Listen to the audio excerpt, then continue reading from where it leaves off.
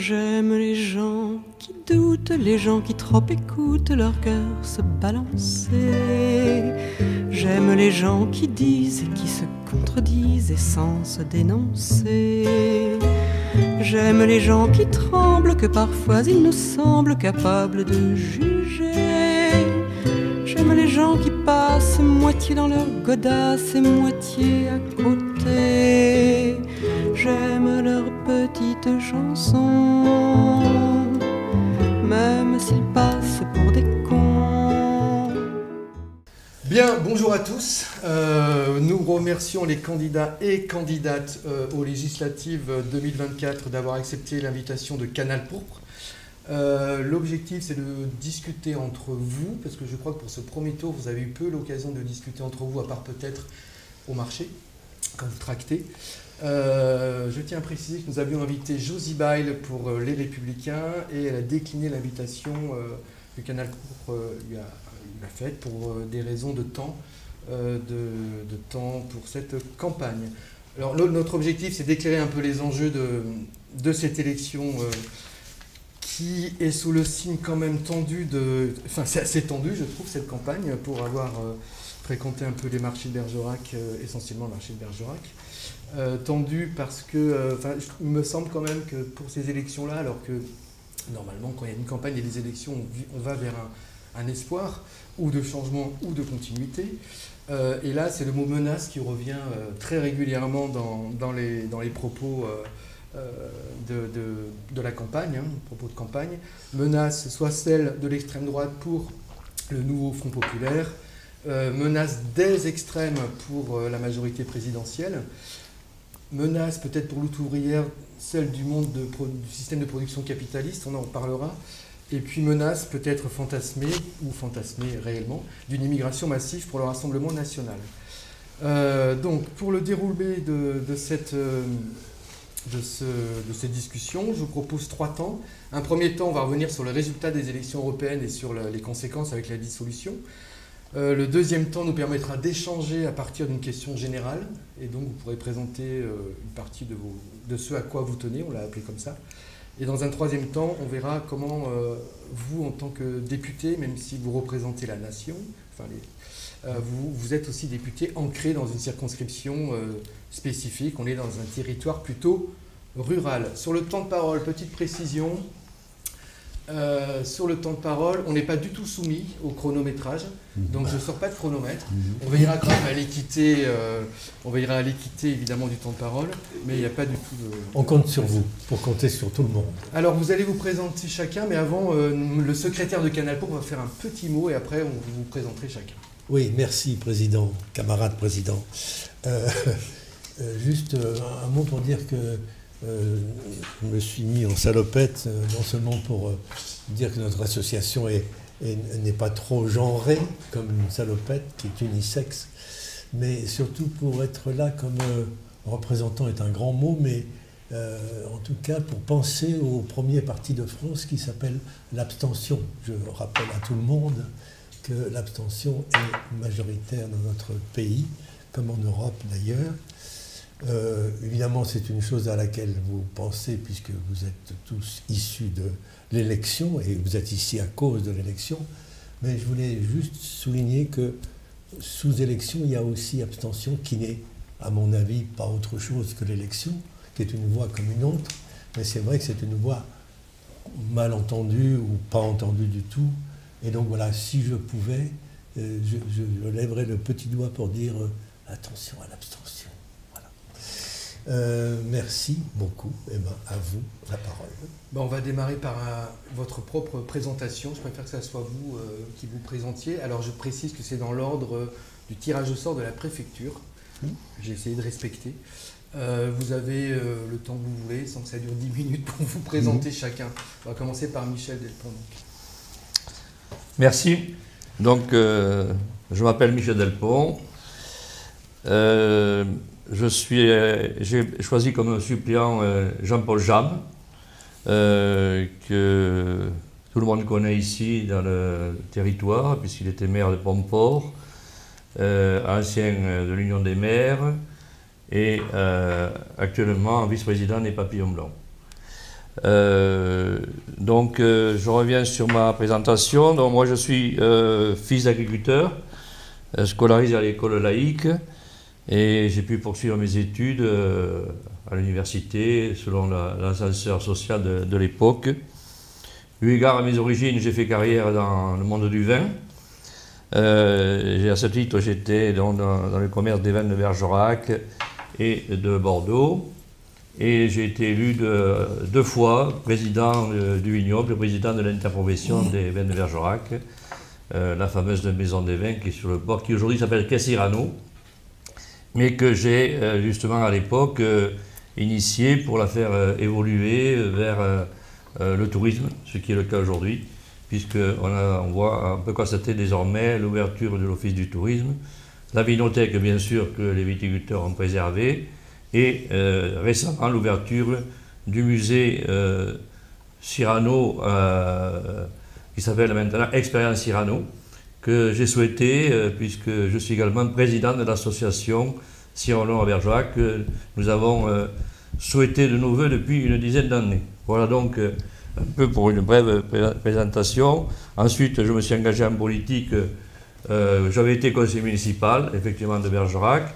Et puis, j'avais fait un break parce que bon, le commerce et la politique, ce n'était pas toujours facile. Et après, quand j'ai pris la retraite, je me suis réengagé dans la politique, comme vous le savez, avec l'élection d'Emmanuel Macron en 2017. J'ai été élu député de cette circonscription. De cette circonscription, la deuxième de Dordogne, de 2017 à 2022. Et récemment, depuis cette période, je suis ambassadeur de France 2030. On aura l'occasion d'en reparler. On en reparlera pour les énergies renouvelables. Voilà donc, en fait, je suis un candidat du bloc central, démocrate au sens républicain du terme, contre les extrêmes et leurs alliances. La menace des extrêmes, comme on l'a dit en introduction. La menace des extrêmes. Et je compte justement sur les associationnistes que vous avez cités pour avoir un véritable vote dès le premier tour, un vote républicain dès le premier tour. Et d'ailleurs, je fais partie des gens favorables au vote obligatoire, comme c'est le cas en Belgique et en Suisse. On en reparlera sur l'organisation de ce qu'on pourrait améliorer pour la démocratie. Lise Kelfaoui pour Lutte ouvrière. Oui, bonjour, donc je suis Lise Kelfaoui, je suis enseignante dans un collège parisien très populaire. Et donc je suis la candidate de Lutte ouvrière. Nous avons des candidats en effet dans presque toutes les circonscriptions du pays parce que nous voulons que les intérêts des travailleurs soient représentés dans l'élection. Voilà, nous voulons être les yeux et les oreilles de nos collègues dans les hôpitaux.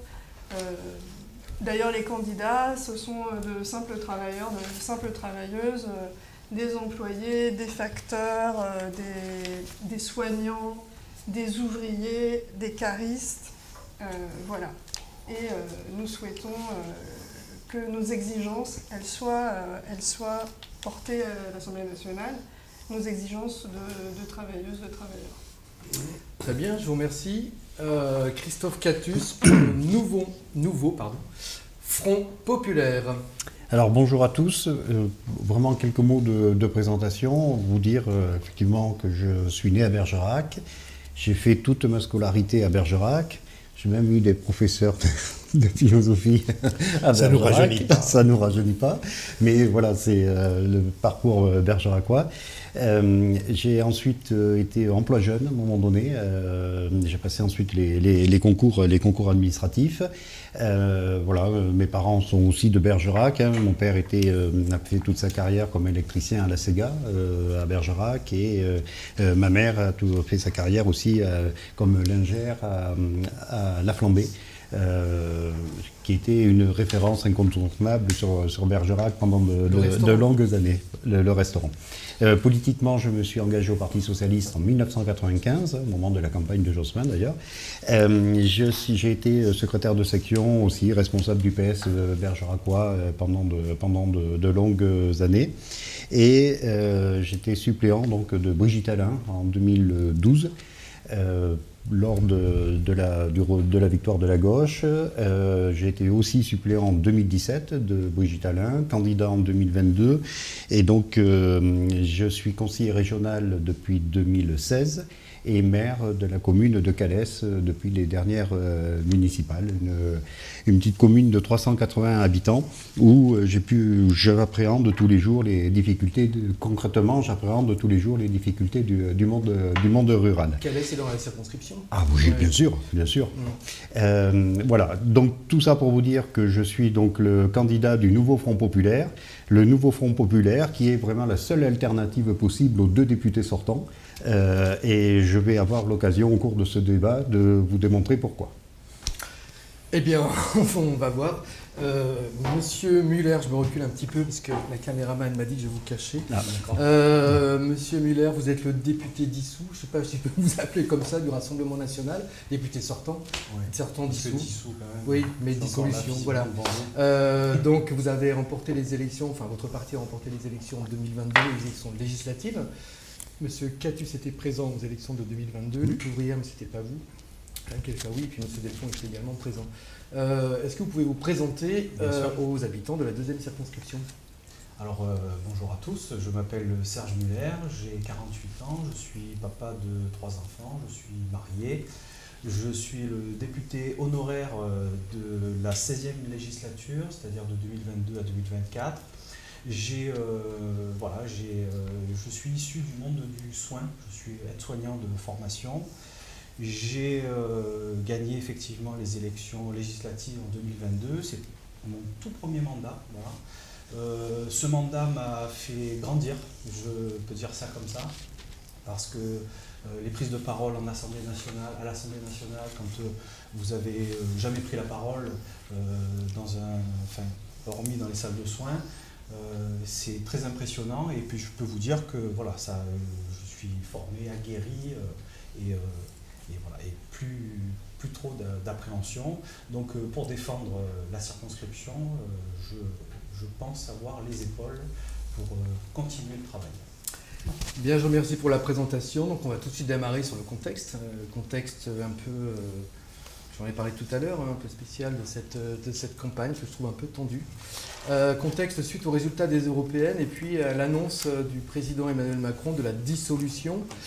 Dans une lettre qu'il a adressée aux Français, c'était il y a 2 jours je crois, il a parlé de malaise démocratique et la manière de gouverner doit changer profondément. Sur tous ces éléments-là, à la fois les résultats aux européennes, la conséquence, et puis ce malaise démocratique, on vous écoute. Je pense que vous pouvez prendre la parole très librement, chacun pourra s'exprimer, donc on ne va pas refaire un tour de table. Si vous voulez prendre la parole, allez-y, et puis chacun pourra compléter en fonction de ça.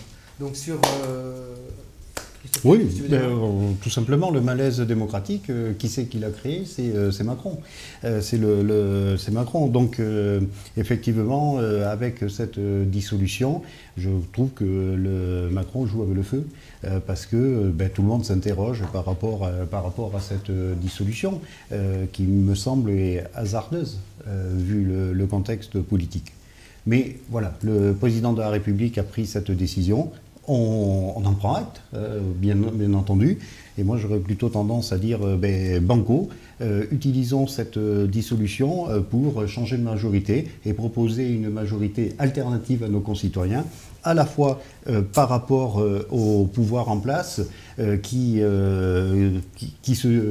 pour le coup se dissout, ce pouvoir, comparé, on en reviendra tout à l'heure sur le pouvoir en place, mais qui a des résultats quand même économiques et sociaux déplorables, et non seulement les résultats, mais aussi la méthode qui a été employée, une méthode un peu brutale. L'exemple le plus typique est quand même l'utilisation du 49.3, et notamment lors de la réforme des retraites. Donc une alternative au pouvoir sortant, mais aussi une alternative au danger qui est devant nous, parce que j'estime que c'est un danger, le Rassemblement National. On a parlé du danger tout à l'heure, ça voilà. revient le danger. Et je reviens là-dessus. Pour moi, c'est un danger. Et donc, je veux aussi avoir l'occasion d'expliquer pourquoi. Très bien. Juste avant qu'on laisse la parole, il y a 2 choses qui m'ont interpellé dans ce que vous avez dit. C'est Vous avez repris le malaise démocratique. J'aimerais bien un exemple de ce que vous entendez par comment il se manifeste, ce malaise démocratique. Et puis vous avez évoqué le 49.3 qui était pour vous l'exemple même de la brutalité peut-être de la vie politique. Mais si le nouveau Front populaire a une majorité un peu instable à l'Assemblée nationale, vous n'allez pas l'utiliser, le 49.3 ? Je peux ajouter quelque chose. Oui, moi j'ajouterais à ces questions, ce qui me dérange aussi, c'est que vous avez l'air de vous féliciter de ce nouveau Front populaire, Oui. mais vous sembliez l'avoir rejeté aux élections précédentes, puisque vous êtes présenté en dissident par rapport à la gauche. Tout à fait. Effectivement, lors des dernières législatives, j'ai été candidat indépendant. Mais le contexte est complètement différent entre 2022 et aujourd'hui. Aujourd'hui, on a bien vu que par rapport aux élections européennes, le score du Rassemblement national a évolué et est très fort. Et on le voit sur la circonscription. Donc il y a eu une nécessité de mettre toutes nos querelles de côté, de façon à pouvoir se rassembler pour faire barrage, quoi. Et ça, c'est de la responsabilité de la gauche, d'être à la hauteur de la situation et de pouvoir se dire, on se met ensemble pour justement avoir un contrat de gouvernement et pour pouvoir faire barrage, quoi. Merci Christophe Catuche. Juste avant que je laisse la parole aux autres candidats sur le 49.3. Et sur le 49.3... Vous n'utiliserez pas si vous avez une majorité un peu fragile ? On n'aura pas de majorité fragile, voilà. Mais je veux dire, il y a les institutions et l'esprit aussi des institutions. Je veux dire, Emmanuel Macron a passé son temps à ignorer, à ne pas écouter, que ce soit les travailleurs, les organisations syndicales, les corps intermédiaires, et donc effectivement, à un moment donné, il y a des situations de blocage. Très bien. Monsieur Muller avait demandé la parole et après, je pense que vous allez pouvoir réagir aux propos peut-être des deux candidats.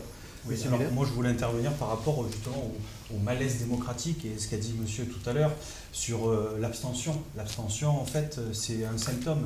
C'est les Françaises et les Français en ont assez, en fait, d'avoir toujours ce mot à la bouche là, il faut faire barrage, il faut toujours faire barrage à quelque chose.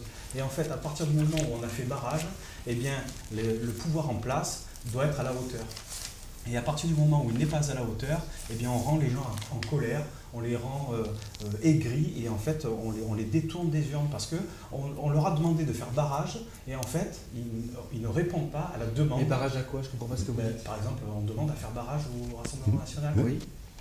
Mais après vous dites quand... Et donc du coup, si par exemple M. Catuche, si le Front populaire a une large majorité et qu'il ne répond pas après aux Français, s'il demande à faire barrage au Rassemblement national, à un moment donné, son gouvernement devra être à la hauteur et devra répondre. C'est pour ça qu'on a le contrat de législature. Alors, voilà. Et justement, c'est ce que j'essaie d'expliquer, peut-être je m'y prends mal, mais si vous n'êtes pas à la hauteur, vous allez encore décevoir et vous allez encore détourner des gens des urnes.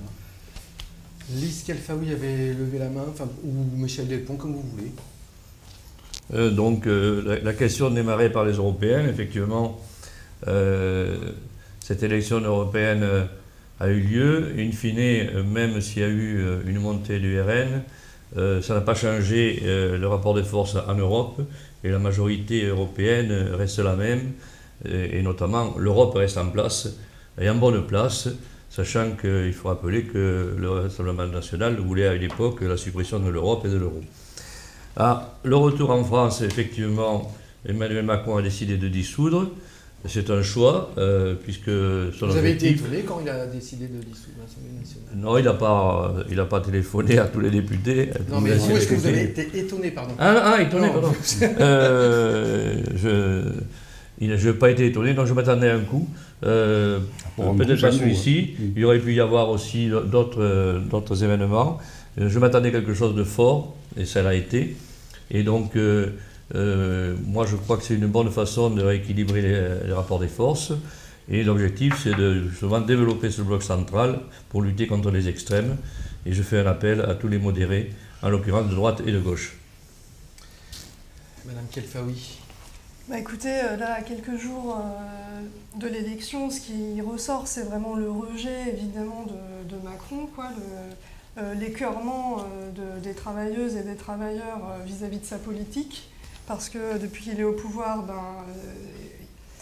c'est que des coups, tout le monde parle, je vois que tout le monde parle du pouvoir d'achat, mais en réalité, moi je crois qu'on ne peut pas faire confiance à des politiciens professionnels, à des partis de politiciens, pour que, par exemple, la question du pouvoir d'achat soit résolue. Ça, j'y crois pas une seule seconde. Et moi, je crois que cette histoire de barrage, c'est aussi une façon de ne pas tirer le bilan de tous les gouvernements de droite et de gauche qu'il y a eu, qui en fait ont toujours gouverné pour les riches, qui ont toujours gouverné en faveur des capitalistes de ce pays. Et d'ailleurs, j'ai écouté les autres candidats et je vois qu'il n'y a personne qui accuse, qui pointe la responsabilité des capitalistes dans la situation. Parce que si nous, la classe ouvrière, on n'arrive pas à boucler nos fins de mois, qu'on n'arrive pas à ce que nos mômes y fassent des études, à l'autre pôle de la société, les marchands de canons en ce moment, ou les marchands de téléphones, ils s'enrichissent. Et les actionnaires des grandes entreprises n'ont jamais été aussi riches. Et la responsabilité de la classe capitaliste, ça, personne n'en parle. Parce qu'en fait, les politiciens, ils ne veulent pas aller chercher du fric là où il est. Et au moins, notre candidature, elle aura le mérite de pointer où est l'argent, dans les poches des capitalistes. Voilà, déjà, je voulais dire ça. Puis, si je peux me permettre de finir sur ce rejet de Macron, nous, dans le camp des travailleurs, on entend certains qui veulent le rejeter en votant pour le RN ou pour le Front de gauche à l'opposé, le nouveau Front populaire. Franchement, donner sa voix au RN, mais c'est croire de nouveau au Père Noël, parce que jamais le RN il nous parle d'aller prendre dans les poches des patrons. Donc le résultat, c'est que il gouvernera comme les autres, et y compris comme les gouvernements de gauche qui ont écœuré, c'est vrai, les travailleurs, et avec ce poison, oui, de la division, de pointer du doigt justement les immigrés à la place des capitalistes. Enfin, et cela dit, en fait, le gouvernement, il n'a pas été le dernier, évidemment, à taper sur les travailleurs immigrés. Bien. Voilà. Il y avait deux demandes d'intervention. Juste non, c'est pour Mme Kelfaoui. Oui, pardon. Ok, mais quand même le nouveau Front populaire a l'air aussi un peu anticapitaliste, que je sache. Il y a quelques candidats qui le disent, en tout cas parmi le NFP. Donc pourquoi vous ne ralliez pas, même avec, en reculant un peu, mais pourquoi vous ne ralliez pas ce nouveau Front ? Alors, je ne sais pas si c'est une blague, mais qui est-ce qui va donner le ton, à votre avis, dans ce nouveau Front populaire ? Il y a un certain Poutou, par exemple, parmi les... Qui est-ce qui va donner le ton ? Est-ce que c'est Hollande ? Est-ce que c'est Rousseau, qui était un ancien ministre de Macron ? Ou est-ce que c'est Poutou ? Voilà. Je vous pose la question. Qui est-ce qui va donner le ton ? Manifestement, vous avez répondu, c'est pas Poutou. Non, ma question... Non, en fait, moi, ce que je pense, c'est que pour arracher le fric dont on a besoin dans les poches du patronat, il faudra un peu plus que des élections. Il faudra qu'on s'unisse, les travailleurs, dans des grèves, dans des manifestations. Okay. Et d'ailleurs, quelle que soit notre origine, quel que soit notre type de contrat, et même quel que soit notre vote, quel que soit le vote qu'on aura eu Ok, donc à vous entendre, par exemple, la grève générale que lutte ouvrière revendiquerait comme mode d'action serait une réponse au malaise démocratique, par exemple. Et après, je vais laisser la parole. Oui, je pense que pour que les travailleurs imposent leurs exigences, il faudra qu'ils se mobilisent, qu'ils fassent grève, qu'ils s'organisent. Alors, Michel Delpont, Christophe Catus et peut-être Serge Miller aussi voulaient réagir. Alors, dans l'ordre, allez, vas-y. Je ne suis pas d'accord sur cet affrontement salarié-patron. Vous mélangez les gens, parlez-vous de travailleurs capitalistes, moi je parle de salariés, de PME, d'entrepreneurs. Je suis désolé, nous avons fait en 7 ans baisser le chômage de 11% à 7% et certainement à 6%. Hollande a abandonné la partie puisqu'il avait fait une promesse de le faire baisser à moins de 10, il n'a pas fait, nous l'avons fait. Nous avons créé des emplois, il y a encore 1 million d'emplois non pourvus, entendez bien, 1 million même plus d'emplois non pourvus, donc on peut ramener le chômage au plein emploi, enfin, le travail au plein emploi et ramener le chômage à 6% rapidement. Parce que moi j'étais un salarié, et j'étais un salarié dirigeant, mais je ne me prenais pas pour un patron pour autant, même si j'étais président de l'interprofession ou de l'entreprise. Donc le sujet, il n'est pas là. Nous, on a remis la France au travail, on a réformé, on a fait de nombreuses réformes qui ont fonctionné, la réforme de l'impôt à la source, qui marche bien, et tout ce qui a bien marché, on n'en parle pas. On ne parle que des cadavres, que des chiens crevés, comme on dit. Et on ne parle pas de ce qui a marché. L'impôt à la source, ça a marché, la réforme de la SNCF, ça a marché, la réforme des retraites, ça a marché, puisqu'ils reviennent tous sur le sujet actuellement. J'ai écouté le débat hier soir, ils sont tous finalement à 64 ans, et ça fait rigoler, puisqu'ils nous ont fait un grand cinéma pendant la campagne, et tout le monde revient à 64 ans, même certains à 66, même le RN monte à 66 ans, pour vous dire. Mais ce délai, il y avait quand même beaucoup de gens dans la rue, donc, en dehors du cinéma. Mais oui, mais il y a toujours eu des gens dans la rue. Moi, à 68, j'étais étudiant. Je sais ce que c'est, les gens dans la rue. Donc, rappelez-vous qu'à 68, il y a eu un coup de balancier. Et moi, je crois qu'il va y avoir un coup de balancier vers des gens qui sont plus sages et plus modérés. Alors, Christophe Catus voulait réagir ensuite. Oui. Serge Muller, et je propose qu'après qu'on essaie de revenir sur le déroulé du contenu de la discussion. Alors, je voudrais déjà dire aux représentants d'Emmanuel Macron que comparer le RN avec le Front populaire, c'est lamentable. Parce qu'on ne peut pas dire que c'est la même chose. Qui a voté la loi Qui a voté la loi immigration? Je ne vais pas parler de ça. Qui a voté la loi immigration? C'est vous qui avez voté ça avec le Rassemblement national. Donc je veux dire, il faut garder raison. Enfin, il faut raison garder. Et il ne faut pas parler d'antisémitisme résiduel. Donc il ne faut pas. Non, mais attendez. Il ne faut pas. C'est Mélenchon notre allié, quoi. On va laisser finir. Donc, on ne peut pas mettre les deux organisations sur le même plan. Madame, on peut pas dire ça dans le même temps. Ah oui, on peut pas mettre les gens, la majorité présidentielle et voilà. Donc ça, je tenais à préciser ça. C'est voilà, la loi immigration. Mais c'est vous à qui de droit. La loi immigration, c'est et le gouvernement en place et le Rassemblement national qui a voté. Eh bien, on en est fiers. Voilà. Et dites-le bien fort. Oui. Ensuite, concernant lutte ouvrière, et moi je respecte bien entendu complètement les... On est fiers de la loi.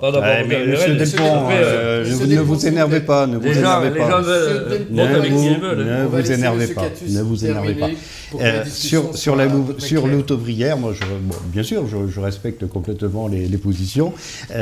La différence entre nous, mais bon, c'est que nous sommes effectivement des démocrates et nous pensons que la démocratie, qu'elle puisse être aussi sociale, est une des bases, une des socles de notre République. Ouais, mais monsieur... je suis désolé. Vous voulez ajouter quelque chose, monsieur Catus? Mais non, mais je veux dire... c'est un extrémiste. Non, mais voilà. Bon, ça y est, vous avez... on a compris votre... Mais on ne peut pas mettre les deux sur les mêmes bases, monsieur... Monsieur Cactus, vous êtes tombé dans les cactus des insoumis. Voilà ce que vous avez. Alors méfiez-vous, mais ça va le haut. Vous aimez les jeux de mots des autres, je vous en fais un, moi. Ça va le haut. Ça va le haut. Merci monsieur Delpont pour ce jeu de mots. On va laisser la parole à monsieur Muller, qui voulait réagir peut-être soit au propos de la candidate ouvrière. Oui, alors tout à fait. Par rapport au propos de la candidate ouvrière, je pense qu'à gauche, l'extrême gauche, on a un problème avec les patrons. En France, être un patron, c'est pas être un voleur, c'est pas être quelqu'un qui se gave sur le dos de son salarié, c'est quelqu'un qui se lève aussi le matin, qui travaille, qui essaie de faire vivre son entreprise pour que justement les salariés aient un travail. Le SMIC à 1 800 €, je trouve que c'est une aberration. Parce que combien d'entreprises ne seront pas en capacité de les payer ces 1 800 €? C'est-à-dire qu'un SMIC à 1 800 €, c'est presque autant de charges supplémentaires qui seront portées, qui donneront un grand coup à notre Je croyais que c'était 1600. 1600 net. Ça, c'est le 1600 Front populaire. Net. Voilà. Net, attention. Net. Alors, ouais, j'ai dit 1008, pardon. 1006 net. Voilà. Donc, être un patron en France, c'est pas être un Pour vous, voleur. les charges, c'est un problème, les charges patronales. Eh bien sûr. D'accord. Bien sûr, parce que Vous estimez qu'il j'ai- faudrait supprimer les charges patronales, les baisser Non. ou... Alors, Ouais, je sais pas. Alors, le SMIC tel qu'il est, je veux dire, il augmente tous les ans. Il augmente effectivement. Très pas- peu pas par rapport à beaucoup, l'inflation. mais pas beaucoup, mais par exemple, vous prenez un fonctionnaire, moi qui ai été fonctionnaire Ouais. pendant plus de 20 ans, quand le SMIC augmente, le salaire de l'aide-soignant, lui, il n'augmente pas, Mhm. parce qu'il n'est pas soumis au SMIC. Mhm. Voilà. Donc, à partir du moment où on augmente un salaire minimum, on fait monter les charges qui vont avec. Et donc, je dis pour les petites entreprises, ça va être catastrophique pour eux. Nous, au Rassemblement national, nous avions fait une proposition de loi, c'est-à-dire de monter les salaires de 10% jusqu'à 3 fois le SMIC, c'est-à-dire quelqu'un qui gagne un peu plus de 3600 euros. En fait, le patron n'avait pas d'augmentation de charge sur ces 10% de tranche en plus. Donc vous Voilà. défendez le patronat. Ben, bien sûr. D'accord. Ben, Ok, ce sont non, eux mais qui c'est font juste- travailler les gens. Non, les Bien travailleurs aussi quand même. Ben, Les aussi, travailleurs, mais- ils... Mais je veux dire, c'est le Ils font patron fonctionner qui... l'économie. Non, mais c'est le patron qui donne du travail, Oui. le travailleur fait, bien sûr, et bien sûr, il permet au patron de maintenir son entreprise. Mais justement, là, vous êtes en train de dire aussi que le patron, en fait, il exploite et il se gave. Mais pas.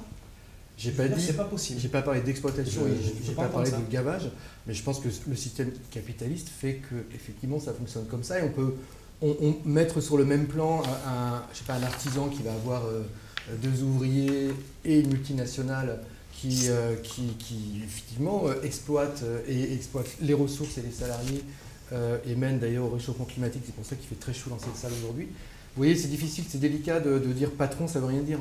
Alors, je pense que vous n'avez pas rencontré beaucoup d'artisans, parce que les artisans, ils travaillent tout seuls. Mon père est artisan. Ouais, mais Il a travaillé, il avait 2 salariés. Donc, il a une grosse entreprise. Non, Donc, il a, c'est- il a 2 salariés. Il avait Voilà. 2 salariés. Donc, il exploite 2 personnes. Juste, attends, parce Quel que oui, vous dites, intervenir. juste pour qu'on puisse revenir sur la manière de gouverner, parce que là en fait on est déjà en train de parler du pouvoir d'achat, des choses qu'on va D'accord. évoquer après. Ok. Mais alors, vous vouliez réagir à une réaction ou...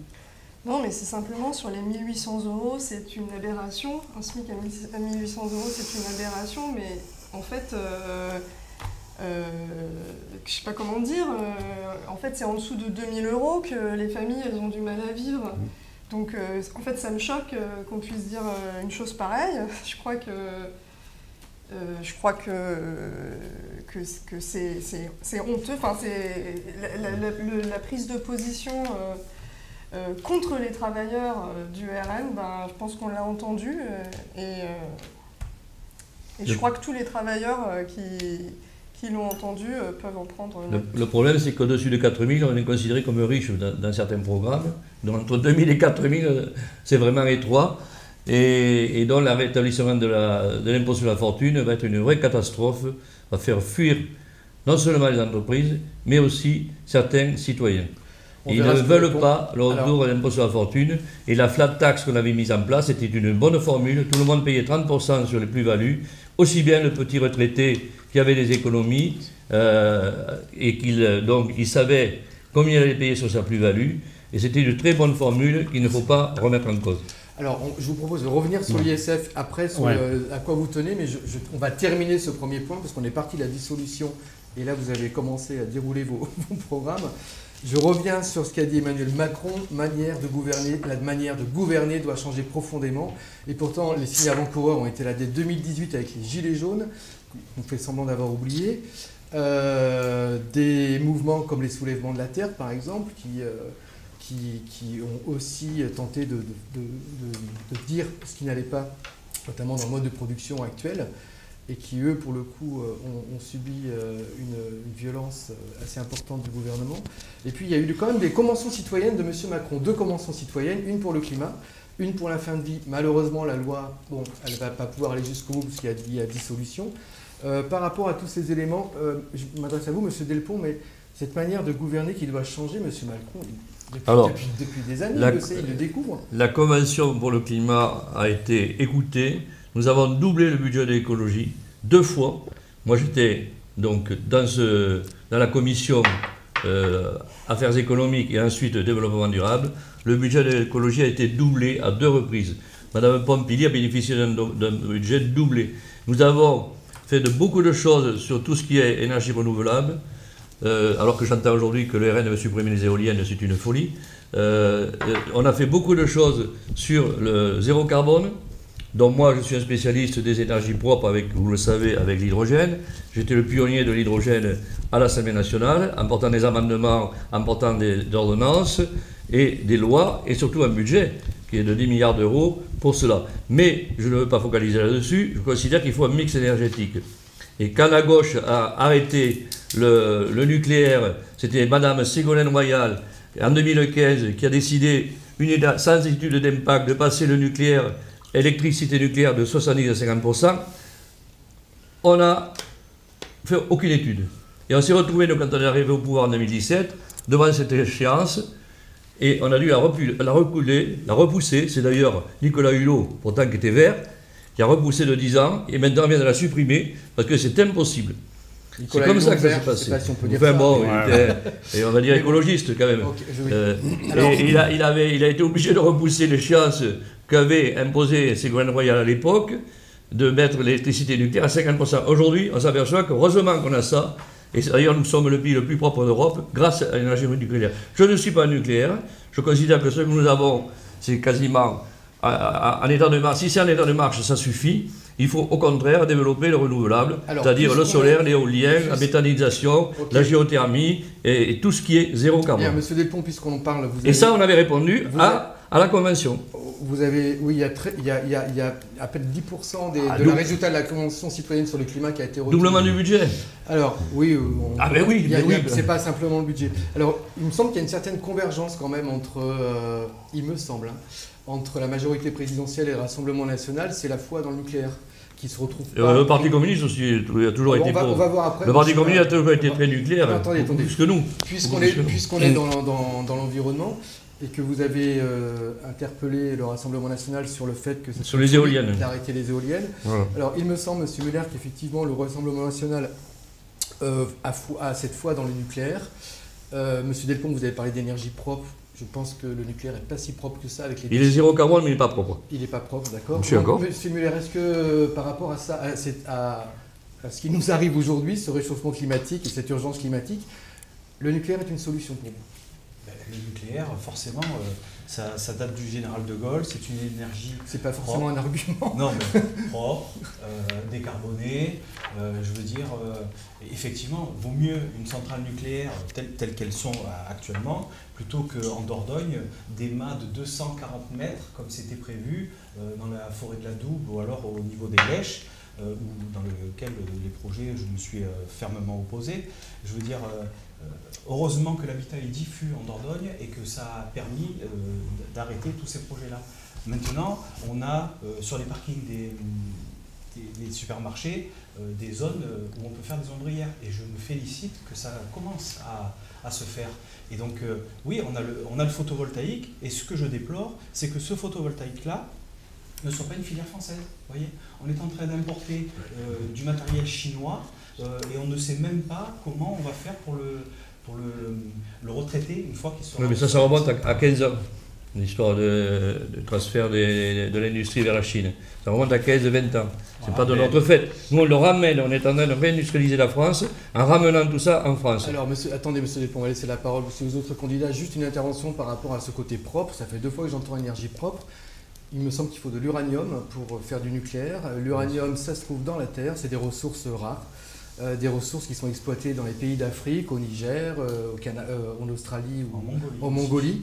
Et donc là, vous avez des FTN, on en parlait tout à l'heure, ces multinationales françaises qui vont exploiter des ressources qui ne leur appartiennent pas pour pouvoir nourrir le nucléaire français. Le nucléaire n'est pas une énergie propre. L'uranium, c'est quand même pas propre. Plus les déchets, les batteries, c'est pas du tout. Eh bien alors, je vous ramène justement, et M. Delpont vient d'évoquer, les batteries de voitures électriques, qui est à mon sens aussi des métaux rares qu'on va exploiter dans d'autres pays, qu'on fait travailler des gens dans des conditions presque d'esclavagisme. Je veux dire, c'est pareil. Je veux dire, qu'on ne vienne pas me dire que l'uranium, effectivement, non, mais le nucléaire n'est pas une énergie propre.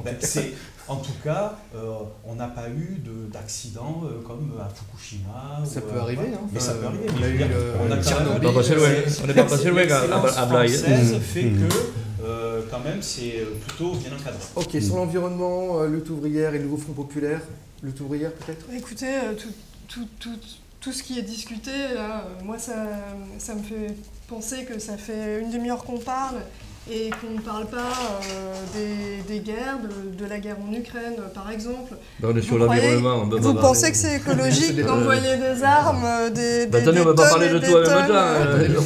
S'il vous plaît. Bon, moi je crois que c'est... On était sur l'environnement. Je crois que l'environnement... dans une société capitaliste où c'est les capitalistes qui contrôlent ce qu'on produit, arrêtez, les bombes, c'est pas du tout écologique, ça fiche en l'air toute la... Il y a 500 emplois à Bergerac qui fonctionnent grâce à la Monsieur Déton, s'il vous plaît, vous laissez parler les candidats, on les interrompt pas pour la discussion, c'est pas très agréable. Et puis, vous parlez des filières à l'étranger, moi ça me fait penser à la France qui s'entête à rester en Nouvelle-Calédonie, qui, en appliquant une politique vraiment coloniale, les militants indépendantistes, là, ils se retrouvent en prison à des milliers de kilomètres de chez eux. Bon, je crois que ça juge la société dans laquelle on vit, quoi. Bien, Monsieur Catus, et après il y avait une réaction de Monsieur Muller par rapport à cette... Oui, sur cette thématique, beaucoup de choses ont été dites. Nous sommes vraiment devant le défi climatique et environnemental et il y a une urgence à répondre à ce défi. On le voit bien tous les jours et particulièrement aujourd'hui. Concernant effectivement, il y a une nécessité de structurer en fait toute la filière de production des énergies renouvelables, que ce soit en France ou voire en Europe, de la fabrication à la production. Ça, c'est vraiment un impératif. Et puis il y a l'objectif d'atteindre la neutralité carbone en 2050. Ça, c'est important aussi. Et puis, il y a aussi tout ce qui concerne les barrages hydroélectriques. On est fortement concerné aussi par ce point. Et c'est aussi une source de production importante. Et tout ça, oui, nous souhaitons réinstaurer l'impôt sur les grandes fortunes et consacrer Oui, mais voilà, monsieur Delpont. Et donc consacrer une partie de cet impôt récolté, justement, pour les dédier à la lutte contre ce dérèglement climatique et à le consacrer pour financer tout ce qui concerne les énergies renouvelables, mais il y a vraiment urgence. Merci, Monsieur Muller. Vous vouliez réagir oui. Alors, des propos de Mme Kelfel ? Finalement, à deux propos. Le dernier de M. Catus, c'est un constat, on a l'impression que l'être humain est plus puissant que la planète. Voilà. Est-ce que vous pensez vraiment que l'être humain, maintenant, va pouvoir faire que il va pleuvoir quand on va vouloir, il va faire beau quand on le souhaitera. Enfin, je veux dire, à un moment donné, l'être humain est responsable d'une infime partie de cette pollution et de ce réchauffement climatique. Alors, excuse-moi, est-ce que vous êtes climato-négationniste ? Pas du tout. Mais c'est incroyable. Parce que depuis l'industrialisation, l'être humain est la première force géologique de la planète. La grande accélération dans les années 50 a provoqué tout ce qu'on vit aujourd'hui sur le réchauffement climatique. Et vous sous-estimez le rôle de l'homme dans ça ? Mais c'est désindustrialisé. Donc ça veut dire que qui pollue alors ? Donc c'est les Américains. Mais c'est l'homme, c'est l'activité humaine qui est la première cause du dérèglement climatique. L'entreprise qui exploite l'uranium au Niger, elle est française, elle pollue en extrayant ses ressources. Non, mais c'est pas nous, c'est les autres. Non mais avant, quand vous dites que l'homme la France est désindustrialisée, je veux dire. Mais c'est sur le temps long le changement climatique. À aucun moment, ça ne s'arrête pas aux frontières. En tout cas, vous dites oui, ça je suis d'accord avec vous, mais vous dites que l'être humain a un faible pourcentage de responsabilité en ce qui nous arrive. Non, mais je dis ça effectivement de manière un peu abrupte, Mais je veux dire, on peut pas obliger les hindous à rouler en voiture électrique s'ils n'en ont pas les moyens. Je veux dire, il n'y a que le français qui est capable de se payer une voiture électrique, et encore pas tous. Vous voyez Oui, mais on est bien d'accord sur... On peut revenir à la question des guerres, parce que... Oui, mais quand même... Non, mais c'est important. L'activité humaine, depuis l'activité humaine au niveau mondial, mais est quand même à la source, c'est prouvé par les scientifiques, du dérèglement climatique. Donc ça, c'est un constat, on peut pas y échapper. Et justement, maintenant, il nous faut réagir par rapport à ça. Et je suis d'accord là-dessus, il faut réagir à l'échelle française, européenne, mondiale. C'est un enjeu mondial, quoi. Et ça, c'est important, quoi. Monsieur Muller, vous avez une deuxième... Oui, c'était par rapport à la Nouvelle-Calédonie. Enfin, je veux dire, je ne peux pas entendre dire que nous sommes des colonialistes, enfin que nous avons colonisé la Nouvelle-Calédonie. Bah si, quand même. Non, mais je veux dire, il n'y avait rien, c'était un caillou. Enfin, il n'y avait personne. Vous exagérez grossièrement, excusez-moi. Oui, non, mais il n'y avait rien, c'est quand même énorme. Il y avait du nickel. Il y avait du nickel. Si vous appelez le nickel caillou... Si les Français, demain, ne sont plus en Nouvelle-Calédonie, je veux dire, vous inquiétez pas, hein, il y a d'autres pays qui vont venir. Et la Chine, voilà. D'accord. Il y a d'autres pays qui vont s'occuper de la Sans Calédonie. doute que la géopolitique dépassera tout ça. Et ils seront, enfin je veux dire, les Calédoniens, enfin le Vanuatu, les Kanaks qui habitent là-bas, enfin je veux dire, ils ont toutes les prestations françaises. Enfin, je veux dire, relativement. Même si c'est la Chine qui arrive, ils vont nous regretter. Voilà. C'est un peu ce que disait John Locke d'ailleurs sur les États-Unis. Quand ils sont arrivés, il n'y avait rien.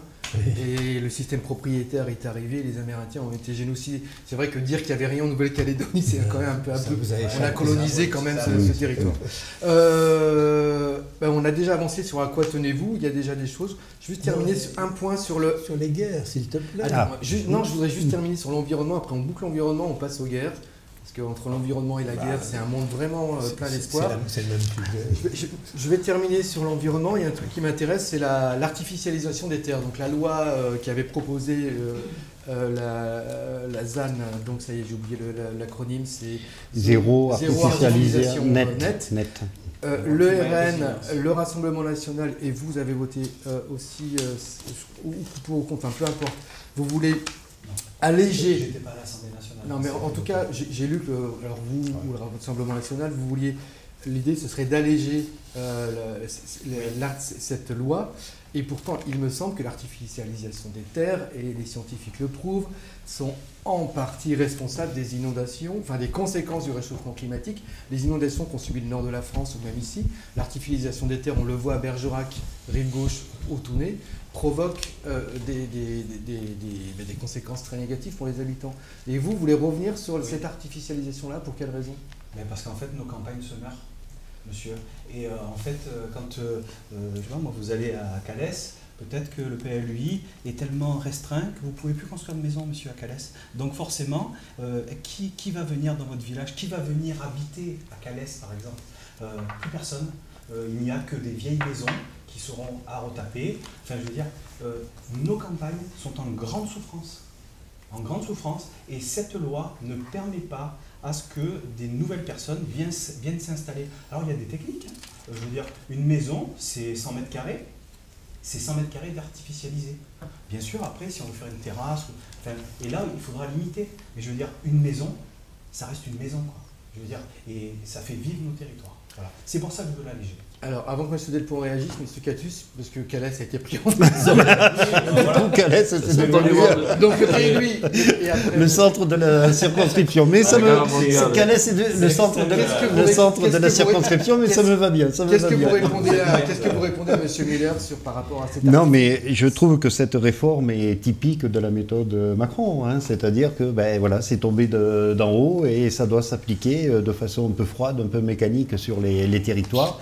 Je pense que là, je vais mettre en colère M. Delpont, mais je pense que là, ça aurait aussi mérité une concertation forte avec les élus locaux, avec les collectivités, avec les associations de maires, pour trouver une application pragmatique sur les territoires, et en particulier, effectivement, sur les territoires ruraux qui subissent un peu les instructions de cette loi. Voilà, même si sur le fond, cette loi, en tout cas en milieu urbain, peut aussi se comprendre dans la mesure où il faut aussi défendre les terres agricoles aussi. Donc, mais c'est là la méthode qui, à mon avis, n'est pas la bonne. Voilà, je pense que rien ne vaut la concertation sur le terrain, quoi. Deux interventions, Madame Kelfaoui, Monsieur Delpont, dans l'ordre que vous voulez. Vous voulez revenir sur la... Oui, moi je voulais revenir sur l'écologie. Ce que je voudrais dire, c'est que je pense que le problème, c'est que l'activité humaine, l'économie, elle est entièrement sous le contrôle des capitalistes. C'est eux qui décident ce qu'on produit, avec quels matériaux, dans quelle quantité. Ils décident de tout, et ils le décident selon leur soif de profit. C'est pour faire du profit que le but unique de, comme vous dites, l'activité humaine, sous le contrôle des capitalistes, c'est le profit. Et nous, à Lutte ouvrière, ce qu'on pense, c'est que nous, les travailleurs, on fait tout fonctionner en fait dans la société. Rien ne se fait sans l'ensemble des travailleurs. Aucun propulseur ne sort des usines, aucun contrat commercial ne se fait, aucun hôpital ne fonctionne sans les travailleurs. Eh bien, on devrait contrôler, on devrait décider, on devrait diriger l'économie à la place des capitalistes qui nous envoient dans le mur. C'est ça que je voulais dire, et dans tous les domaines, y compris dans le domaine écologique. Monsieur Delpont, vous voulez intervenir peut-être sur la zooartificialisation nette. Sur la loi ZAN, vous ZAN. Avez cité, mon cher journaliste. Je suis pas journaliste. Donc, la loi ZAN, c'est une émanation de la Convention pour le climat, oui. In fine. Donc, elle a été appliquée avec une négociation avec les syndicats agricoles, avec différents syndicats. Moi, je suis fils d'agriculteur. Je vais vous donner deux exemples.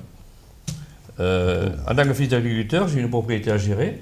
Et je suis en train, justement, de travailler à débétonner certaines stabulations qui étaient obsolètes et mettre du solaire à la place ou voire de l'habitat, si je le peux.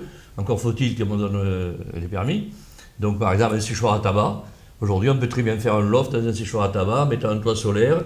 On peut très bien faire un habitat quand il est abandonné. Donc, moi, je travaille sur ce dossier. Les terres incultes, je les reboise. Donc, il y a des aides, il y a des coopératives de reboisement, des aides de l'État et de l'Europe qui permettent de reboiser, financées à 90% par l'État, et entretenues pendant 5 ans. Je donne le signal d'ailleurs à ceux qui ont des agriculteurs qui sont en déshérence, qui sont à la retraite. C'est une bonne formule. Voilà un exemple de travail écologique sur une propriété. Et après, je prendrai un deuxième exemple industriel, capitaliste, comme vous dites. L'usine de Ford à Blanquefort nous a laissé tomber. On l'appelait Blanquefort à une époque. Blanquefort, en 3 mois, ils sont partis. Les Américains ont fermé plié boutique, on dit que les boîtes à vitesse, on n'en faisait plus, ils sont partis. Qu'est-ce qu'on a fait? Eh bien, on a construit une usine de piles à combustible sur les ruines de Ford à Blanquefort, qu'on a inaugurée le mois dernier, 20 millions d'euros, financés par les fonds propres, par l'État, par l'Europe. Et la région. Et cette usine va employer à terme 500 emplois, et la région, bien sûr, vous c'était là, et la région. Mais souvent l'argent de la région vient de l'Europe. Et Ford, ils ont supprimé. Ford, ils sont partis. On a démoli les ruines de Ford, on a construit une usine toute neuve, avec des conditions de travail modernes, vitrées comme là, mais avec plus de fraîcheur. Et donc, voilà un exemple de reprise de friches industrielles. Et moi qui voyage beaucoup avec des conférences sur l'hydrogène, à Marseille par exemple, j'ai été dernièrement, on a tenu un salon à Marseille. À Marseille, vous allez à Fos-sur-Mer, faites le tour de Fos-sur-Mer, vous allez avoir horreur. C'est une friche, une monstrueuse friche avec un bassin complètement pollué. Eh bien, on est en train de reprendre en main tous ces territoires, et ça, c'est un bonus de la loi ZAN, parce que ces terrains qui valent plus rien, eh bien, on monte des entreprises toutes neuves, écologiques, dans le cadre de l'industrie verte. Ça, c'est un exemple qui fonctionne. Qui est-ce Voilà. qui paye? Et moi, je suis foncièrement écologique, ma chère. Je suis foncièrement écologique, puisque si je travaille dans l'hydrogène, c'est pour ça, c'est parce que c'est zéro carbone, Ok. et ça ne pollue pas. Madame Kelfaoui vous a posé une question. Pardon? Qui paye? Je crois que c'est ça que vous avez demandé. Oui, c'est ça que j'ai dit. Qui paye? Qui paye? Ah, mais qui paye? Là, sur les grandes fortunes. l'industrie qui a payé, hein. Moi, c'est un ami qui s'appelle Damien. C'est les patrons qui ont ruiné les friches Mais industrielles. non, c'est pas un patron, c'est pas un capitaliste, c'est un jeune qui s'est installé, qui s'appelle Damien Ravard, Avec des et qui, subventions publiques. et qui a monté. Alors, un chef d'entreprise, ça devient un capitaliste aussi. Est-ce que Donc, c'est pas nous qui mais avons payé? pourquoi le travailleur, comme vous dites, ne monte pas son Monsieur Delpont, entreprise? s'il vous plaît, s'il vous Le plaît. travailleur peut très bien monter son entreprise tout seul. Un agriculteur, c'est quoi? C'est pas un travailleur, Monsieur c'est une Delpont. entreprise à elle seule. Je suis désolé. Monsieur Delpont, Madame Kelfaoui, s'il vous plaît. Toujours les travailleurs et les Monsieur capitalistes. Delpont, on ne monte pas le ton.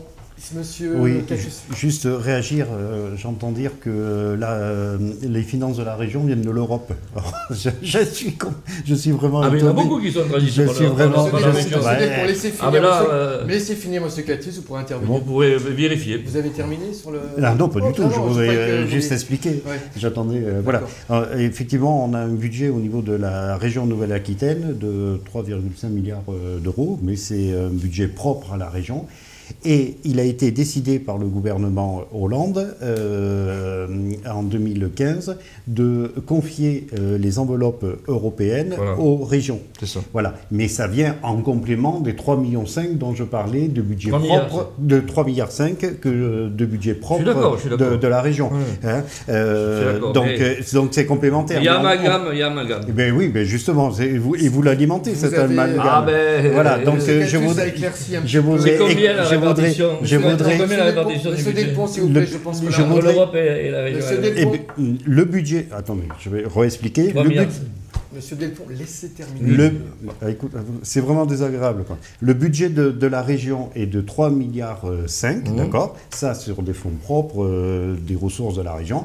Et à côté, il y a un budget qui était entre 2016 et 2021 de 3 milliards de crédits européens qui ont été confiés à la région de Dont la Nouvelle-Aquitaine. moitié. La moitié.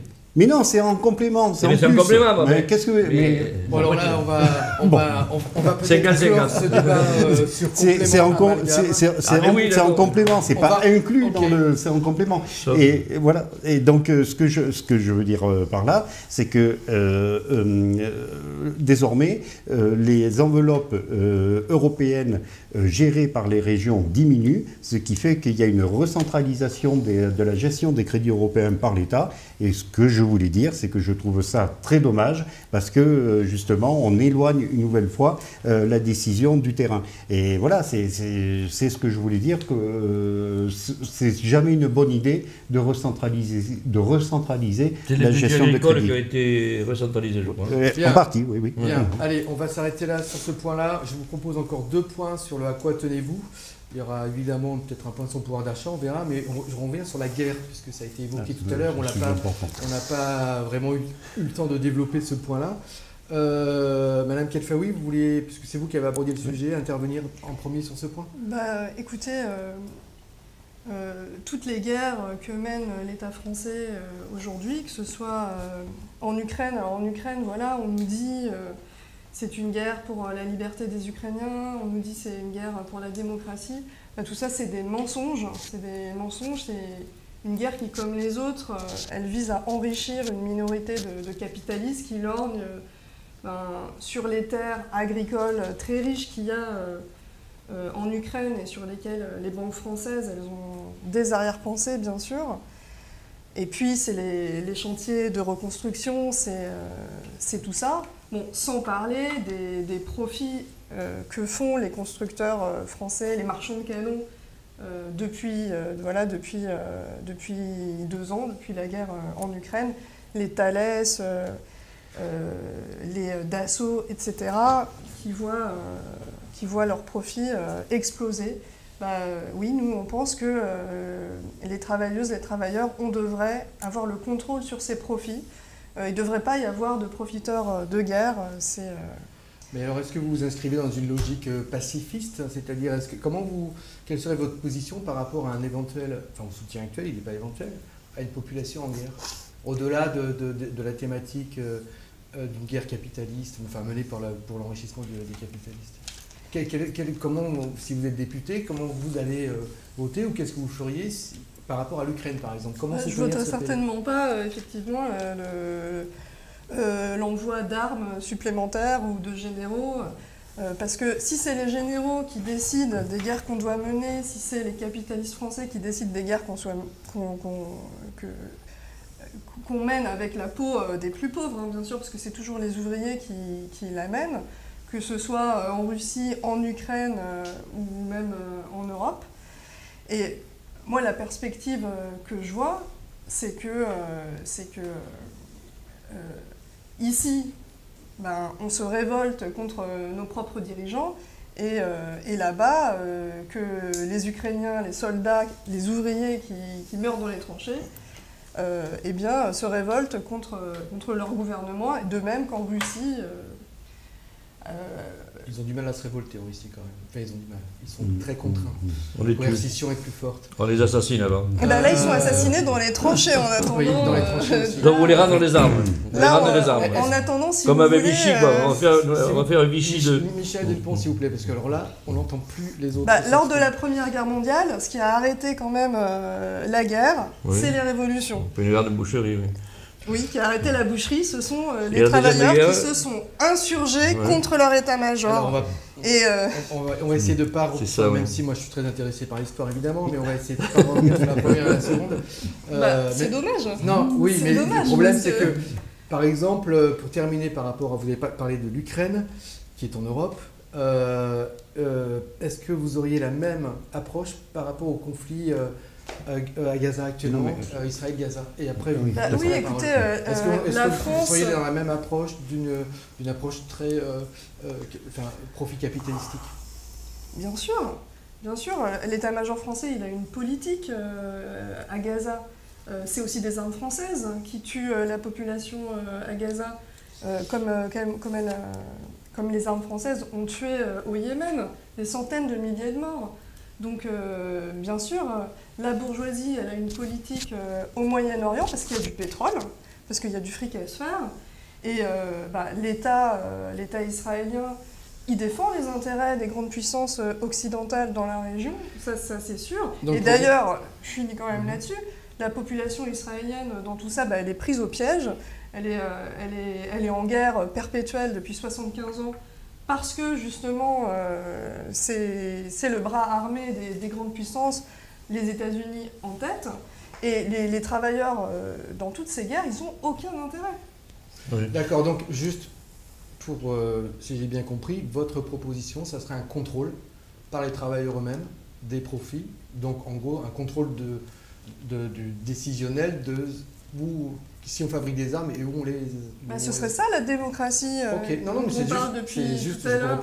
Ce serait beaucoup plus démocrate en effet si les travailleurs qui produisent tout contrôlaient ce qu'on produit, en quelle quantité. Ok, très bien. Alors sur les guerres, même si on ne va pas résoudre le conflit israélo-palestinien en 2 minutes, même le conflit russo-ukrainien, ukraino-russe, vous en tant que député, parce que je m'adresse aux 3 autres candidats, quelle serait votre position? Bon, j'imagine, M. Delpont, vous seriez dans la ligne actuelle, mais peut-être pas.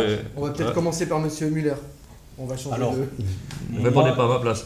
J'ai donc siégé pendant 2 ans et moi je me suis opposé à l'ajout d'armes supplémentaires pour l'Ukraine. Pour quelle raison? Parce qu'en fait, j'estime, et mon groupe a estimé, qu'il était préférable d'être dans la voie diplomatique, de chercher la paix, plutôt que d'envenimer et de créer plus de guerres en donnant des armes. Voilà.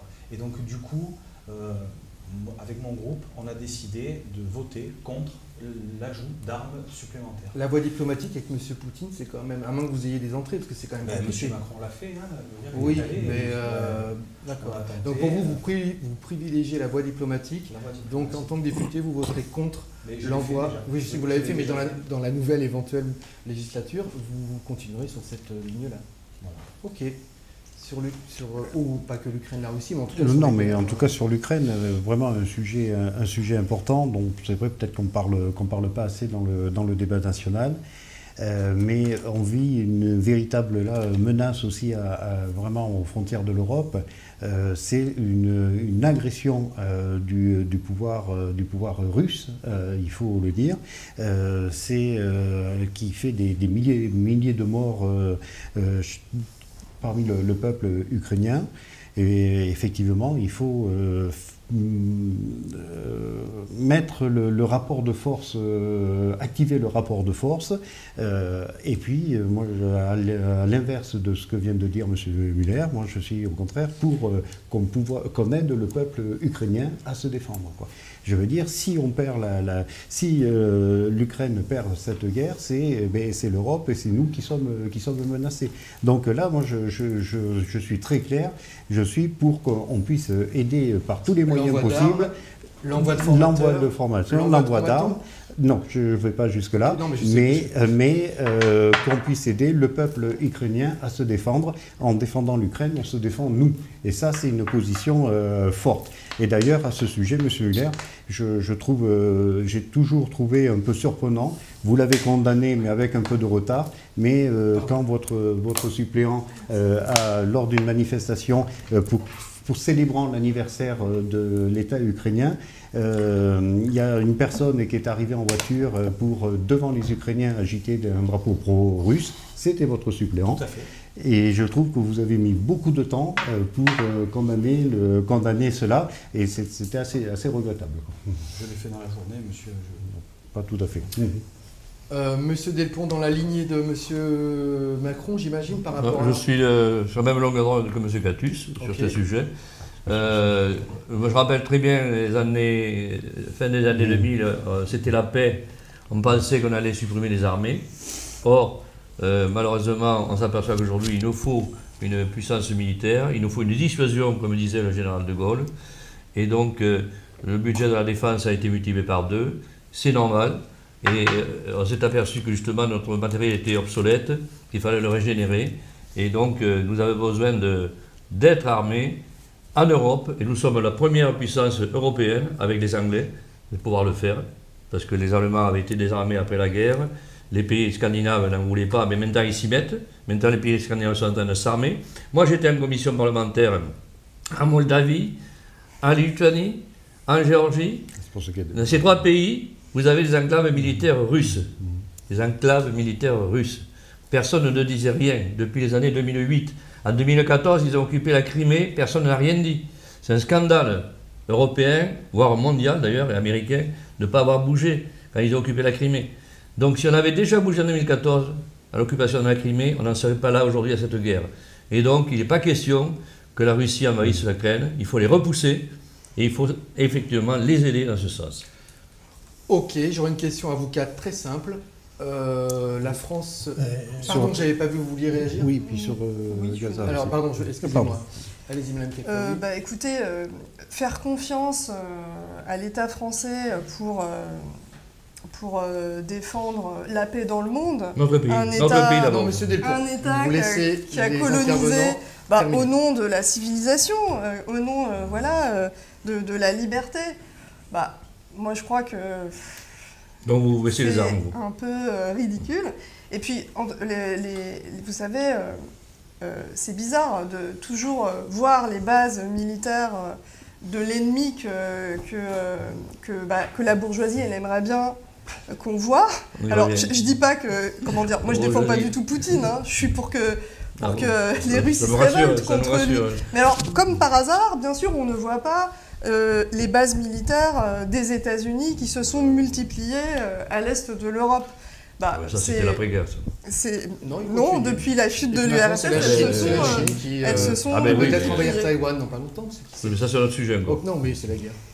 Je connais Taïwan aussi. Pardon. Et les États-Unis et les grandes puissances qui sont ces seconds couteaux, eh bien, elles ont des intérêts économiques.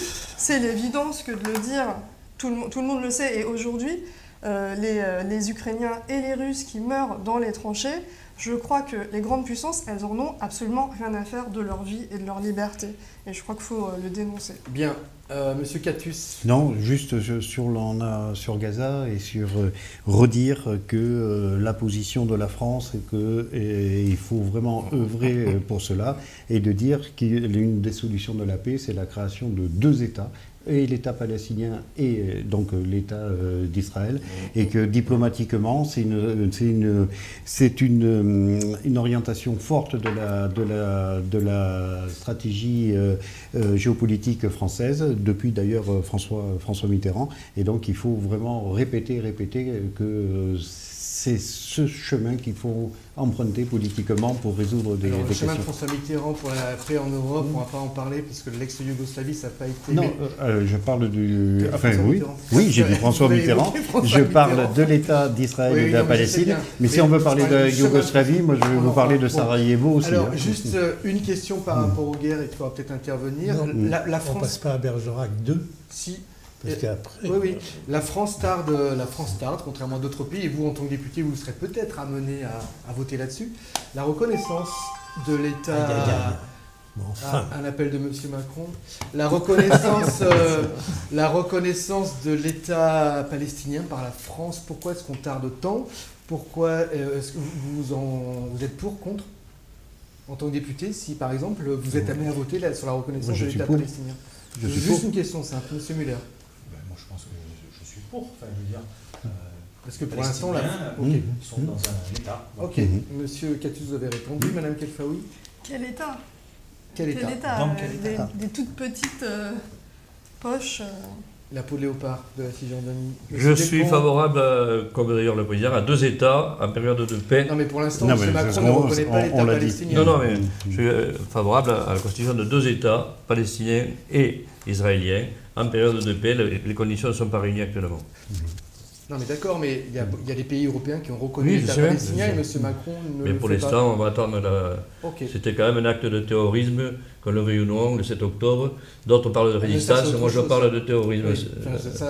Ah mais oui, mais c'est pas le choix. C'est pas la même chose. Parce que les bombardements, c'est pas du terrorisme. On ne parle pas de la guerre, on parle de cette absence de reconnaissance actuelle, mais on attendra la paix. On va attendre longtemps. Justement, allez, temps 3, puisque le temps tourne, spécificité, on va revenir à du local. Spécificité, alors j'avais des choses sur le Aquatonebou. De toute façon, on va vous inviter au second tour, on aura peut-être l'occasion d'en rediscuter, notamment sur le pouvoir d'achat et sur les l'égalité hommes-femmes, mais là on n'a pas le temps. Sur les spécificités... Alors justement, sur Bergerac 2, juste une petite question, puisque tu viens de parler du second tour. Dans la circonscription, la deuxième circonscription de Bergerac. Parce que c'est un canton aussi, c'est bon, ça c'est un ancien canton. D'accord. Deuxième circonscription. Pardon. Qu'est-ce que vous faites en cas de triangulaire au second tour? Tu poses la parole à tout le monde. Les uns et les autres, bien entendu, puisqu'ils sont tous potentiellement concernés. Monsieur Muller. C'est-à-dire par rapport au... Vous maintenez si vous faites plus de 12,5 ? Bien sûr. Ok, voilà, la question est... Vous maintenez, bien sûr, mais si jamais les triangulaires, vous n'en faites pas partie, est-ce que vous avez une préférence pour soutenir quelqu'un ? Si je vais demander aux gens de voter pour l'un ou pour l'autre. Voilà, c'est ça. Alors, hors de question, parce que je ne suis pas propriétaire des voix, et les gens font leur âme et conscience. Ok. Alors, Monsieur Catus. Ben écoutez, c'est toujours difficile douter les hypothèses sont possibles. On est bien d'accord. Moi, clairement, avec le nouveau Front Populaire. Madame Tondelier, elle a annoncé qu'elle. Oui. Je vais y venir. En 2022, oui. Je vais y venir. À 2022, pardon.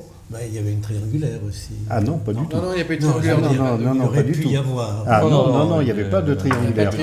Pas du tout. Moi, j'ai appelé à voter contre le Rassemblement National. Mais pas pour moi. J'ai appelé à voter contre le Rassemblement National. C'était vague. Ah non, c'était vague. C'était républicain. C'était clair et précis. C'était clair et précis. Ah non, alors là, clair et précis, c'était.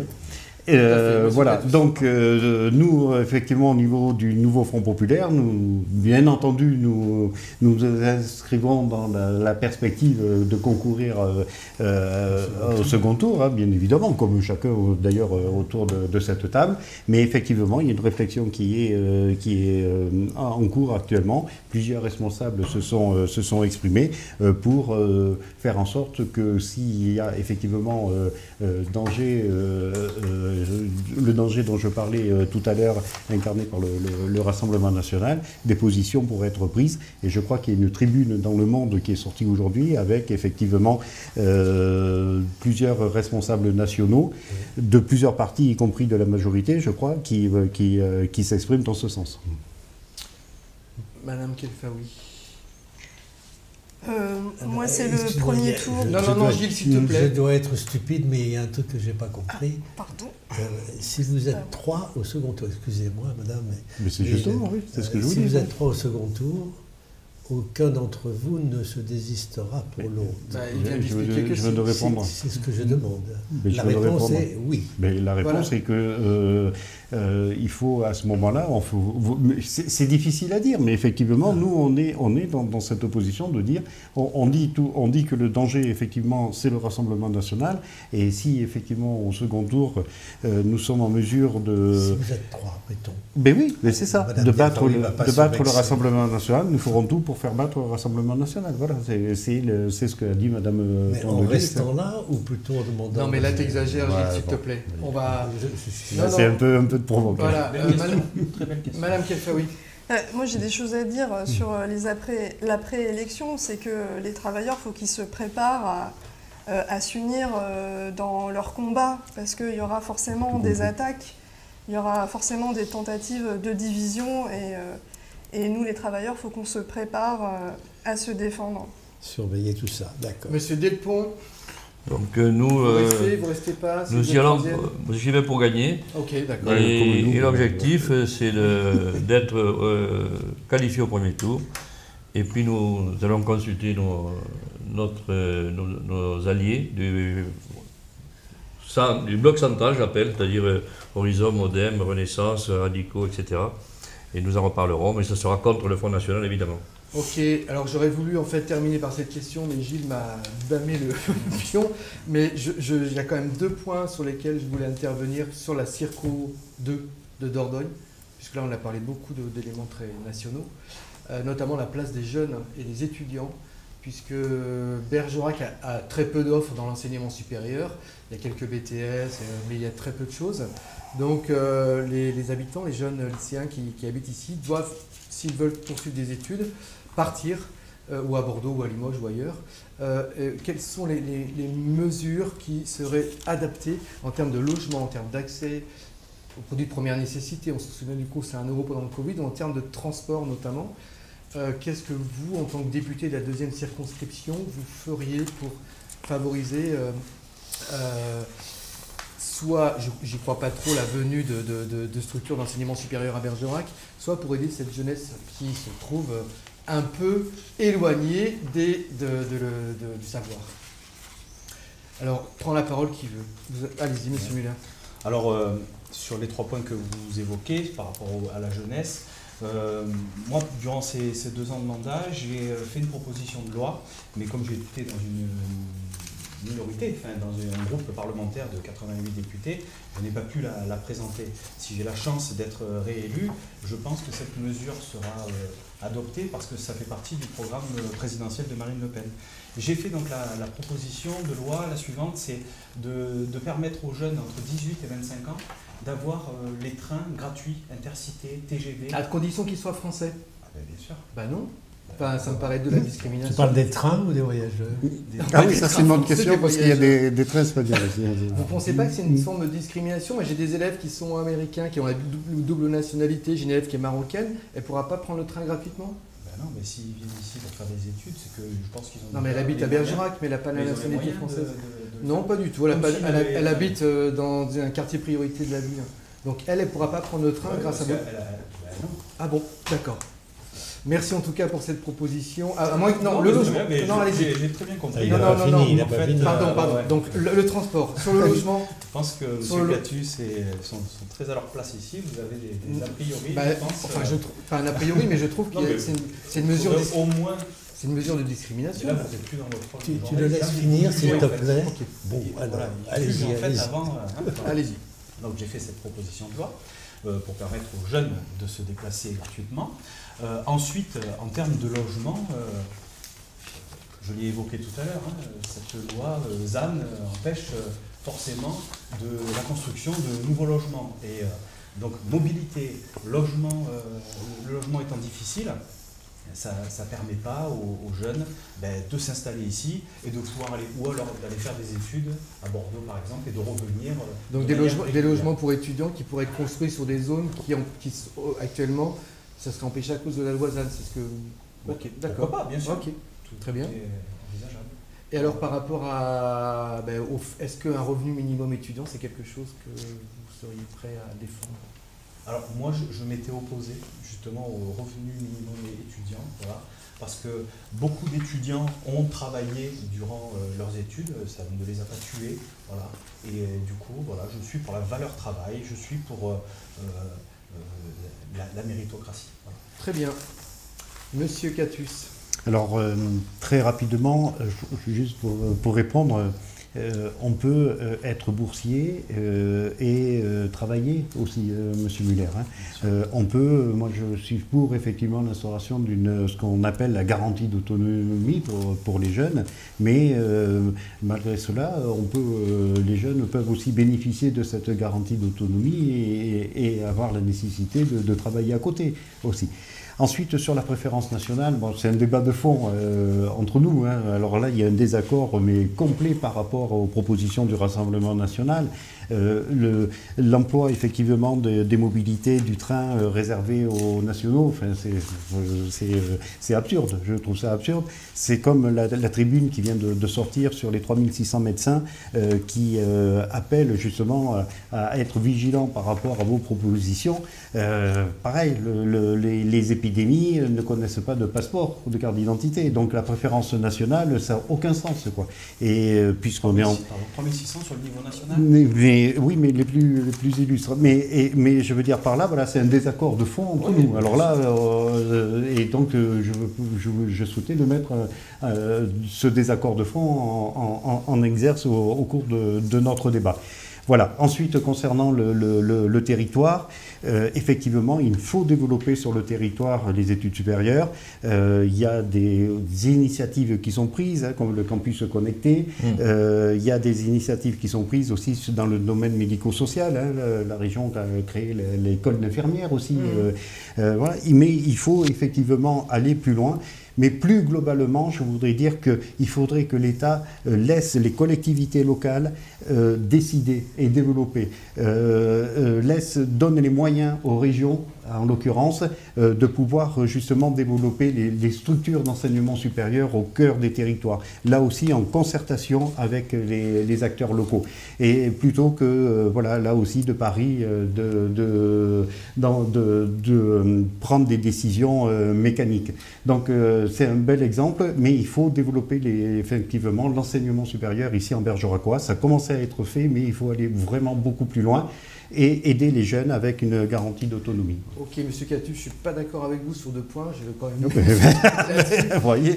Le campus connecté que vous avez, je reviens juste sur deux choses que vous avez affirmées. Campus connecté, ça vient d'ailleurs du programme Cœur de Ville lancé par la majorité présidentielle. Ça concerne finalement très peu d'étudiants, d'une part. Je termine. D'autre part, on est dans un accompagnement qui me paraît quand même relever un peu de ce qui se faisait sous le Covid, c'est-à-dire des fichiers PDF, des vidéos téléchargées. On n'est pas au cœur, il y a une socialisation à l'intérieur du campus connecté, mais ça ne peut pas être une solution pour ce que je dis. Et par rapport au transport, que fait la région, par exemple? Je sais qu'il y a des aides financières pour tous les jeunes, notamment pour le transport en train, mais en termes de mobilité, il y a aussi un problème de cadence par rapport au train Bergerac-Bordeaux, ou même d'autres, quand on habite Bergerac, aller à l'université à Bordeaux, Limoges ou ailleurs, c'est compliqué. Et là, c'est la région qui... Tout à fait. Sur le campus, conseiller régional. Mais bien sûr, mais voilà, Alain Rousset était a été samedi à Bergerac justement pour m'apporter son soutien. Oui. Et pourtant, Alain Rousset ne soutient pas des partis extrémistes, Monsieur Delpont.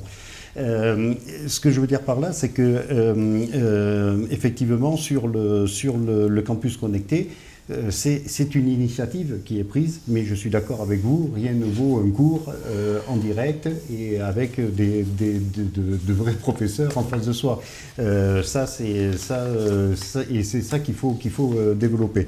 Et ensuite, sur les trains, la région a fait énormément d'efforts effectivement sur les politiques tarifaires. Voilà. La région est compétente sur le matériel roulant, je le rappelle, et uniquement sur le matériel roulant. Sur les cadences. Et tout le reste, c'est la compétence de la SNCF. Et quand nous, on intervient sur la rénovation des voies, fortement... C'est l'État. Donc, quand vous êtes député, vous aurez peut-être... Tout à fait, mais l'enjeu, oui, mais la question est là et se pose. Je veux dire, quand la région intervient à hauteur de 35 millions sur la rénovation de la ligne, c'est hors compétence, c'est j'allais dire, volontariste. Donc ça, c'est important. Mais le rôle du député est là pour défendre les intérêts du territoire. Il a un rôle de maillon entre le territoire et l'échelon national, en plus de son rôle de législateur et de contrôle du gouvernement. Très bien. Madame Kelfaoui et après Monsieur Delpont sur cette question. Écoutez, quand je suis allée devant les lycées à Bergerac, j'ai vu qu'effectivement les jeunes lycéens, ils viennent de tous les pays. Il y en a qui viennent de partout. Effectivement, c'est pour l'ensemble des lycéens qu'il faudrait des investissements massifs, mais comme partout, hein, comme dans tout le territoire, il faut embaucher massivement dans les métiers de l'éducation parce que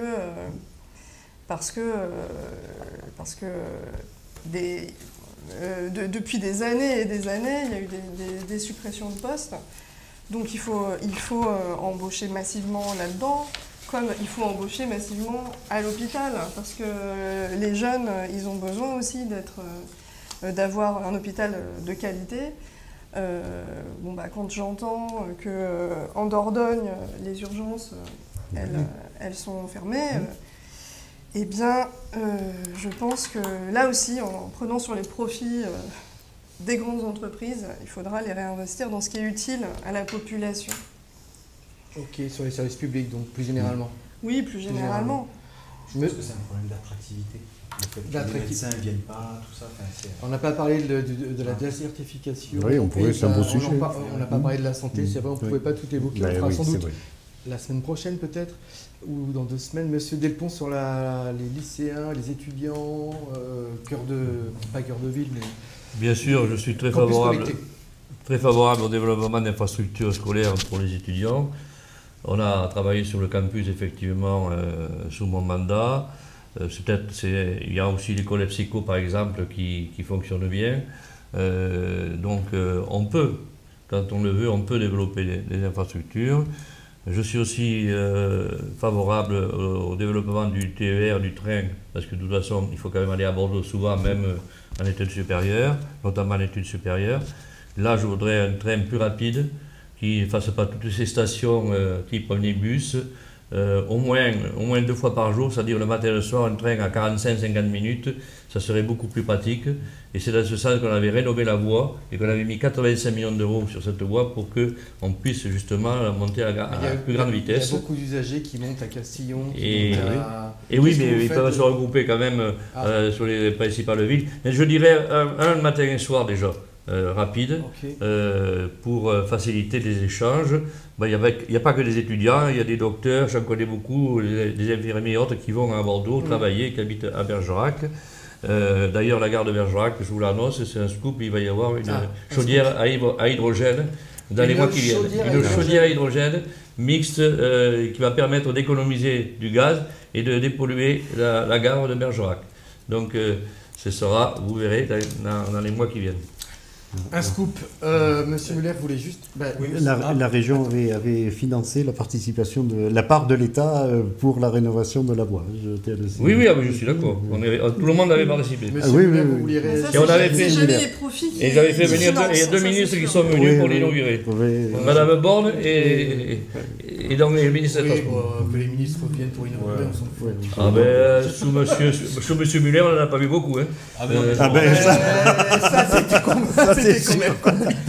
Alors, je pense que c'était écrit d'avance que le ministre vienne. non, vous voulez réagir par rapport Oui. à la cadence, non? Non, par rapport à cadence, non. la cadence, Ouais. voilà, effectivement, c'est un problème de désenclavement de notre territoire. Et je pense que du fait de mes 2 ans de mandat, là, j'ai pu me rendre compte qu'en fait, les élus de l'époque ont loupé le coche avec l'autoroute.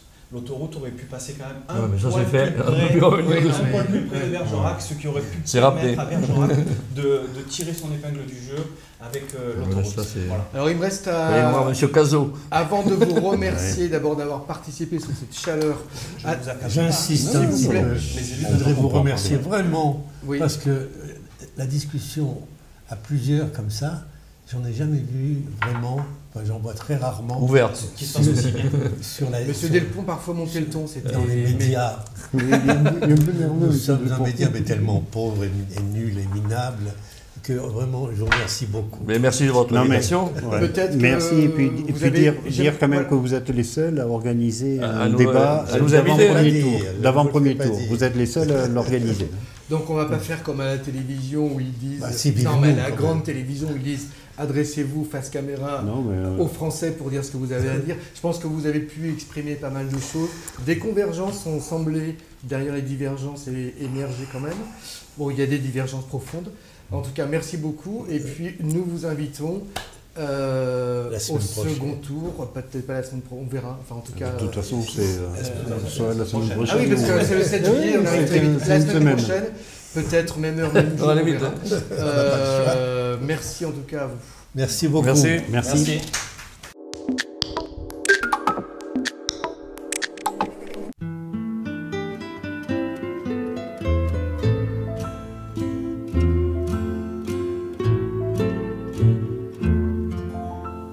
J'aime les gens qui doutent, les gens qui trop écoutent leur cœur se balancer.